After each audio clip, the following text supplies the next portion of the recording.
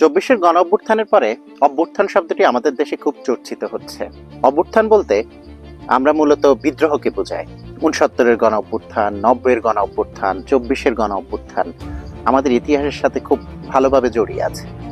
তবে এখন যে অর্থে অভ্যুত্থান আন্দোলন অর্থে বা বিদ্রোহ অর্থে ব্যবহার করা হচ্ছে, মূল অর্থ কিন্তু এরকম না।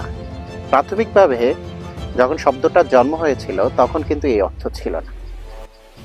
প্রাথমিকভাবে একেবারে প্রাইমারি লেভেলের যে অর্থ বোঝায় কেউ আসলে সম্মানের স্বার্থে বসা থেকে উঠে দাঁড়ানো, এটাকে বলে অভ্যুত্থান। মানে নিজের অবস্থান থেকে উন্নতি করা বা নিজের যে জায়গা ছিল সেখান থেকে দাঁড়ানো। কিন্তু পরবর্তীতে শব্দের নানা মার পেচে পড়ে বা নানা সময়ের পরিক্রমায় শব্দটা বসা থেকে উঠে দাঁড়ানো এটা থেকে হয়ে যায় ক্ষমতা থেকে কাউকে উচ্ছেদ করার জন্য বিদ্রোহ করা।